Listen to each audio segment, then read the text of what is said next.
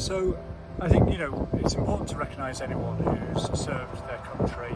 I think they have challenges around health conditions, and there's a higher incidence of drug dependence and addiction.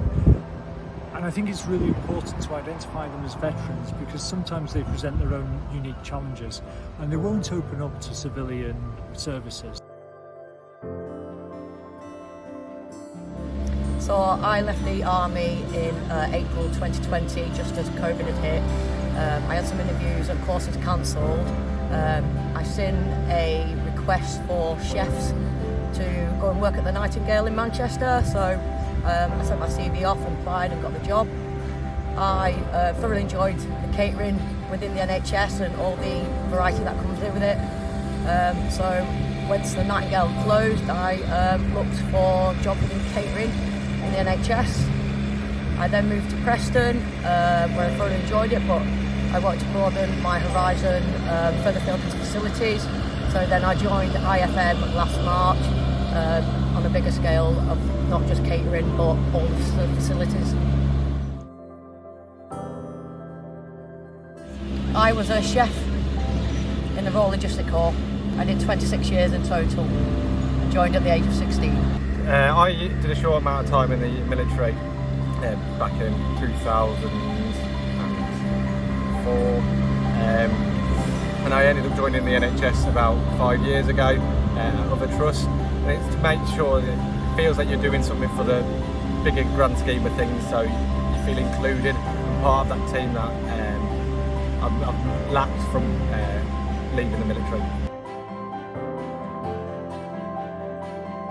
Yeah, most definitely. I think everyone's aware that there's plenty of veterans around the organisation, from nurses, doctors, and a lot of the old facilities team as well have been military.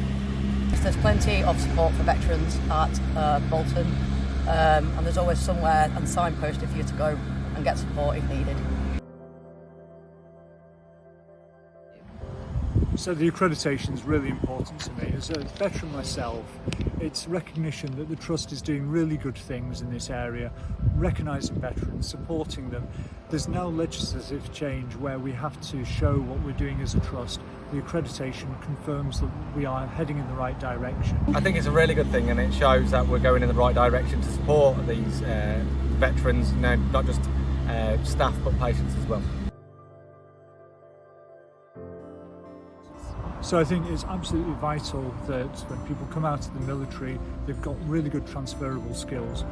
The military have supported us so well in the NHS in our times of crisis, be that paramedic strikes or during COVID where we've had support from the Navy coming in. And really it's time for us to make sure that we give back to the armed forces community and hopefully get them into posts in the NHS.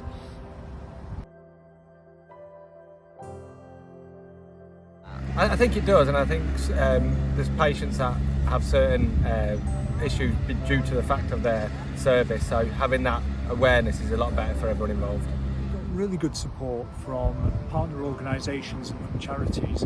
By identifying them, we can get them the right help at the right time in moments of crisis.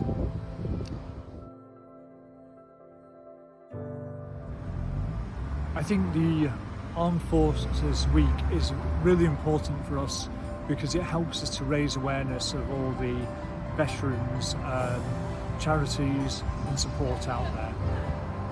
We need to increase our staff knowledge. We need champions around the hospital to help us identify the armed forces community. There's more to do, there's always more that can be done, but it's a recognition of what we've done to date in terms of signposting to organisations and giving additional support to veterans.